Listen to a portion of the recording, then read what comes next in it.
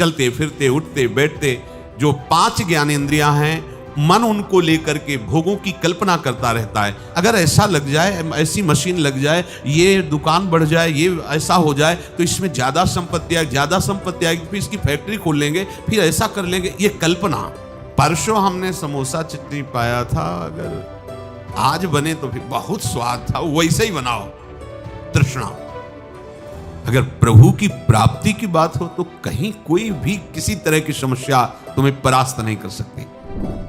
अगर आप शास्त्र सम्मत चलेंगे तो जितने लोकांतर के सुख आपके चरणों में लुटेंगे, जितनी सिद्धियां हो सब आपके सामने हाथ जोड़े खड़ी रहेंगी। ये भगवत मार्ग है, तुम्हें हमारी कसम है। हे शरणागतो, तुम्हें हमारी कसम है, हमारी इस बात पर विश्वास कर लो।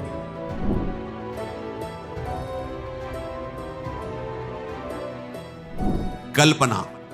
प्रायः सबके हृदय में विषयों की कल्पना होती रहती है। चलते फिरते उठते बैठते जो 5 ज्ञानेंद्रियां हैं, मन उनको लेकर के भोगों की कल्पना करता रहता है। कभी रसेंद्री की कल्पना, कभी श्रवणेंद्री के भोग की कल्पना, कभी जनेंद्री के भोग की कल्पना, ऐसे वो कल्पना में घूमता रहता है। साधु कल्पना नष्ट करता है, वो कल्पना में नहीं घूमता, वो भावना में विचरता है। साधु और संसारी पुरुष में अंतर है, संसारी पुरुष कल्पना में विचरता है। अगर ऐसा लग जाए, ऐसी मशीन लग जाए, ये दुकान बढ़ जाए, ये ऐसा हो जाए तो इसमें ज़्यादा संपत्ति आएगी, ज़्यादा संपत्ति आएगी, फिर इसकी फैक्ट्री खोल लेंगे, फिर ऐसा कर लेंगे, ये कल्पना। ऐसा मकान बन जाए, यहाँ ऐसा ऐसा ऐसा, वो कल्पना में विचरता रहता है।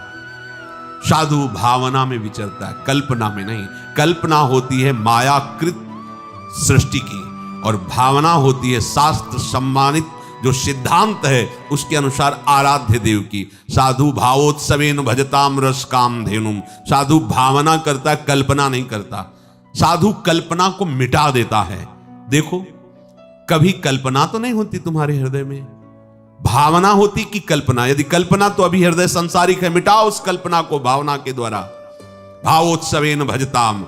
कभी ऐसा होगा क्या, किसी लाडली लाल कृपा करके हमारे नेत्रों के सामने आएंगे और हमें पुकारेंगे और कहेंगे तू मेरा है, देख आज से मैं तुझे अपनी सेवा में रख दी।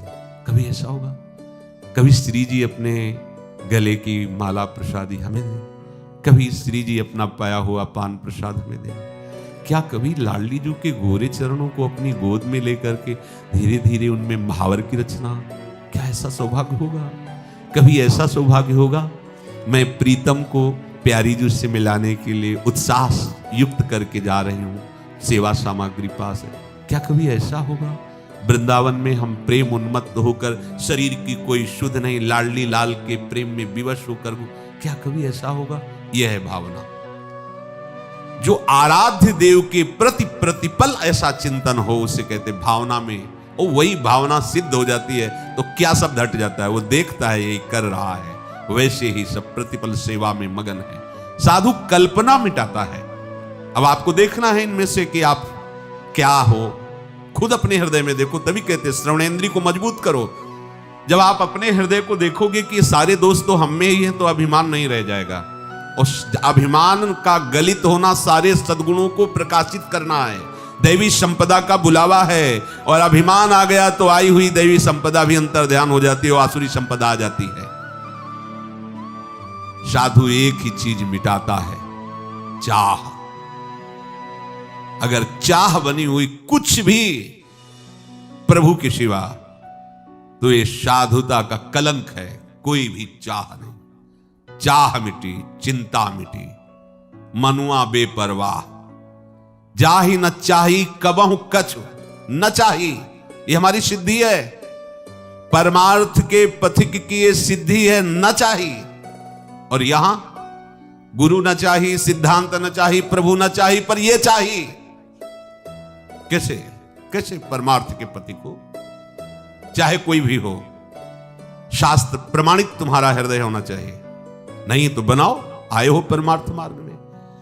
परमार्थ का पथिक चाह मिटाता है, चाह।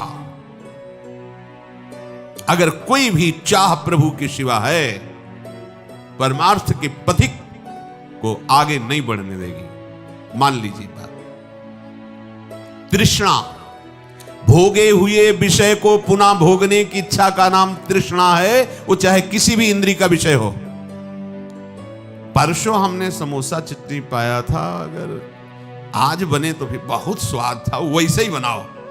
तृष्णा, सुने हुए, देखे हुए, सूंघे हुए स्पर्श सुख, रसेंद्रीय सुख, कोई भी भोगे हुए विषय को पुनः भोगने की इच्छा का नाम तृष्णा है। सुनो इसे, मनन करो, इसे उतारो। जब तुम्हारे अंदर मांग हो तो देखो तृष्णा की मांग तो नहीं है ये। कभी भी जीवन में कभी भी जो भोगे हो उसके संस्कार हैं, अनंत जन्मों के संस्कार हैं, उन्हीं को भस्म करने के लिए तो परमार्थ के पथिक बने हो। जो दुर्वासना मम सदा परिकर्षयन्ति, उसी को भस्म करने के लिए तो साधना कर रहे हो, और काहे की। कभी भी ये तृप्त नहीं होती, चाहे जितना खा जाए कभी नहीं तृप्त होती। योग वासिष्ठ में बहुत इसका वर्णन है कि उपासक इस तृष्णा रूपी डाइन से बच जाए, ये कभी आघाती नहीं, भोगते रहो, भोगते रहो। एक ही भोग नहीं, जो भी भोग इंद्रियों के हैं उनको पुनः भोगने की इच्छा का नाम तृष्णा है। कलह, आपस में किसी भी तरह का बैर विरोध तभी होता है जब दूसरे से हमारी मांग होती है अनुकूलता की। ये कलह शब्द वहीं प्रकट होता है जब सामने वाले से मांग होती है अनुकूलता की, और जब हम अपने कर्तव्य का पालन करते हुए उसके अनुकूल के रहने की बात करेंगे तो कलह शब्द है ही नहीं। धर्म से हमारा क्या कर्तव्य सामने वाले के प्रति, इसका पालन करोगे, कभी कलह नहीं हो सकती। कलह तभी होती है जब सामने वाले से अपनी अनुकूलता की मांग होती है, तभी कलह प्रकट हो जाती है। चाहे वो कोई घर का हो, पड़ोसी हो, देश का हो, विदेशी हो, कोई भी हो, तभी कलह होगी जब सामने वाले से अपनी अनुकूलता की मांग होगी। यदि अपने धर्म से अपने कर्तव्य का पालन सामने वाले के प्रति करें तो कभी कलह नहीं हो सकता, कहीं भी कलह नहीं हो सकता। साधु कलह को नष्ट करता है, साधु कलह युक्त नहीं होता, कलह का नाश करता है। लक्ष्य क्या है? केवल रसेंद्री की तृप्ति के लिए, केवल पांच भौतिक शरीर के आराम सुख के लिए ये मार्ग नहीं है। ये मार्ग तो इसी बात के मिटाने के लिए है, इसी बात के मिटाने के लिए। पर समझ कहां आती है? समझ है ही नहीं। अगर प्रभु की प्राप्ति की बात हो तो कहीं कोई भी किसी तरह की समस्या तुम्हें परास्त नहीं कर सकती। प्रभु सामने है ही नहीं, तुम्हारे लक्ष्य में ही नहीं है, तभी तुमको ये विषय अनुकूलता दिखाई देती है, तभी तुमको ये संसार सत्य लग रहा है। भूल मत करो, बहुत बड़ी भूल है। आशा भोगों की, जीने की, सुख की, मान की, प्रतिष्ठा की, साधु इसे नष्ट करता है, सजाता नहीं है। जब हमारी चाह ही नहीं है इस बात की, तो इसके विपरीत मुझे कुछ मिले तो दुख भी नहीं होगा, क्योंकि हमारी इसकी चाह ही नहीं थी। अगर है भी तो इसे मिटाना है, ये आशा हृदय में नहीं रहनी चाहिए। ना तो जीने की, ना तो किसी भोग सुख की, ना तो मान प्रतिष्ठा की। आशा ही परमम दुखम, नैराश्यम परमम सुखम। इस मार्ग का उपासक आशा को नष्ट करके नैराश्य में बदल देता है। उदासीनति रही गुसाई, कहां समझ में आता है? क्या सुना है? कहां उदासीनता जगत के प्रति है? नहीं, भक्ति के प्रति उदासीनता है, सिद्धांत के प्रति उदासीनता है, और जगत के भोग ये मित्र लगते हैं, ये प्यारे लगते हैं। आशा का नाश करो, तभी साधु बन सकते हो। जिस मार्ग में आप चल रहे हैं बार बार नहीं मिलता, और ये मार्ग ऐसा नहीं है कि आप आराम से मुस्कुराते हुए चले जाओ। नहीं, यहां बड़े बड़े चोर लगे हुए हैं, ठग लगे हुए हैं, फुसला के बहाने से आपकी सारी अध्यात्म शक्ति को लूटने के लिए वो तैयार है। थोड़ी भी अपनी मान्यता और आग्रह आपको परमार्थ में नहीं चलने देगा। मान लो ये परमार्थ खिलवाड़ नहीं है, बहुत सुंदर खिलवाड़ है। दोनों बातें, जिसने मनमानी आचरण छोड़ दिया, गुरु वचनों पर चलने लगा, उसके लिए खिलवाड़ है परम पद।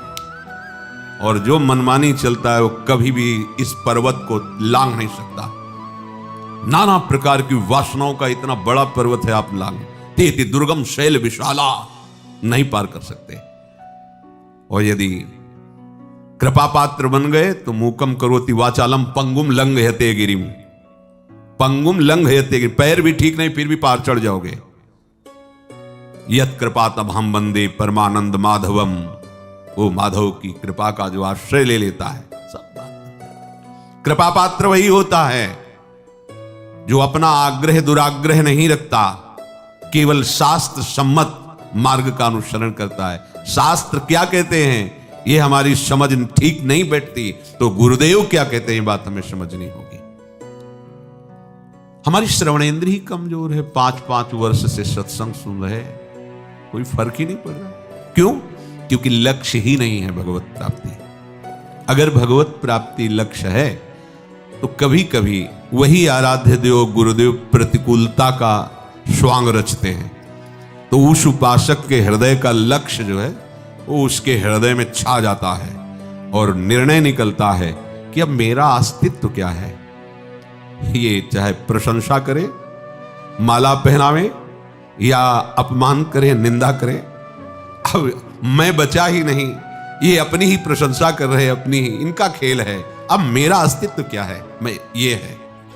जो भगवत लक्ष्य को दृढ़ता पूर्वक स्वीकार करके चलने वाला उपासक है, उसकी ये स्थिति होती है, उसको इससे कोई परवाह नहीं होती। पर श्रवणेंद्रिय कच्ची है, सुना ही नहीं अभी तक। ये आश्चर्य की बात। पानी ममीन पियासी मुझे सुन सुनी आवे हांसी, जल में खड़ा है भी प्यास प्यास रट के मर रहा है।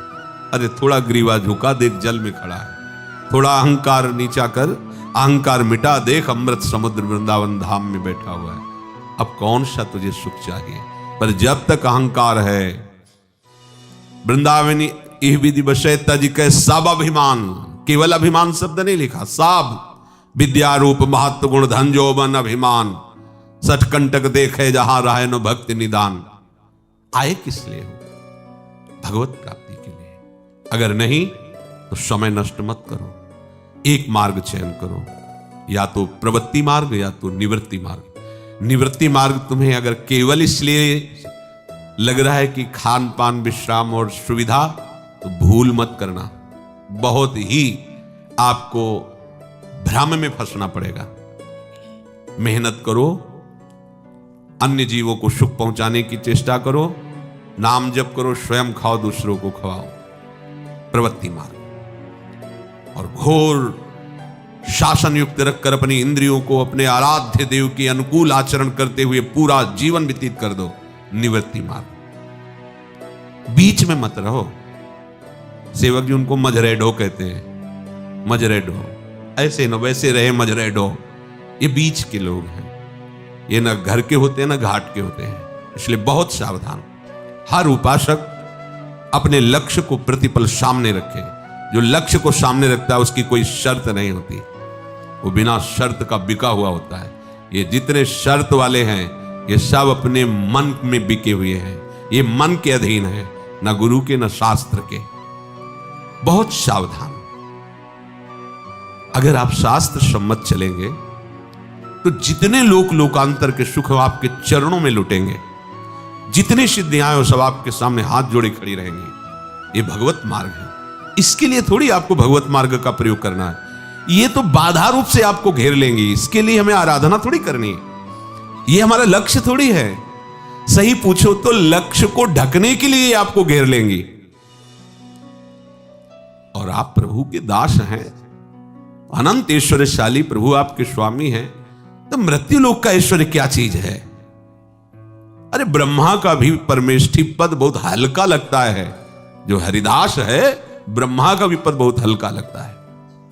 इन भोगों के लिए वो आराधना का प्रयोग करे, साधु वेश का प्रयोग करे, अपने शास्त्र ज्ञान का प्रयोग करे, ये तो बहुत ही बड़ा ज्ञान है, मान रहा है अपने को ज्ञानी। इसलिए सावधान। यही परलोक सकल सुख पावत, मेरी सो भैया कृष्ण गुण संच। आचार्य चरण को शपथ देने की क्या जरूरत थी? विचार करके देखिए। तुम्हें हमारी कसम है, हे शरणागतो, तुम्हें हमारी कसम है, हमारी इस बात पर विश्वास कर लो, क्योंकि जानते हैं पाए जान जगत में सब जन कपटी कुटिल कलयुगी टंचु। ये सब कलयुगी जीव कलयुग के द्वारा मलिन किए हृदय वाले, कपट छल वाले हैं, संशय वाले हैं। इसलिए कह रहे मेरी सो, तुम्हें मेरी शपथ है, यदि तुम कृष्ण के गुणों का गायन करोगे, उनका चिंतन करोगे, मनन करोगे, तो तुम्हें इस लोक में भी और परलोक में सदा सुख ही सुख मिलेगा। तो हमें सुख लक्ष्य करके प्रभु का भजन नहीं करना, लक्ष्य भजन है। ये अपने आप आपको पीछे पीछे डोलते नजर आएंगे। सावधान, ये श्रवण मनन में बैठा लो। आपकी श्रवणेंद्री बलवान होनी चाहिए। श्रवण से ही शरणागति होती है और श्रवण से ही शरणागति की पूर्ति भी होती है। यही प्रारंभ है और यही विश्राम है। आपका श्रवण ही कमजोर है, तभी आपका परमार्थ संबंधी स्वेच्छाचार नष्ट नहीं होता। यदि श्रोत्रिय आप बन जाएं तो ब्रह्मनिष्ठ होने का मार्ग मिल जाएगा, पर श्रोत्रिय ही नहीं हो पाते, तुम्हारे श्रवण कमजोर हैं। यदि श्रवण ऐसे हो जाए जिनके श्रवण समुद्र समाना, कथा तुम्हारी सुभग सरिनाना, भरे ही निरंतर पर हो ही न पूरे। रात दिन भगवत नाम, भगवत चर्चा, भगवत चरित्र, भगवत सिद्धांत सुन रहे, पर श्रवणेंद्री कभी ये कि अब हो गया बस, अब क्या सुनना, ऐसा नहीं। समुद्र में जैसे कई नाम रूप वाली नदियां मिलती हैं जाकर, पर समुद्र अपनी मर्यादा में रहता है, कभी उफान नहीं करता। ऐसे प्रेमी की श्रवणेंद्री समुद्र है और ये भगवत चर्चा कई तरह की नदियां हैं। कभी प्रभु की रूप माधुरी की चर्चा, कभी गुण माधुरी की, कभी लीला माधुरी की, कभी ऐश्वर्य की, कभी महामहिम प्रताप की चर्चा, कभी सिद्धांत की चर्चा।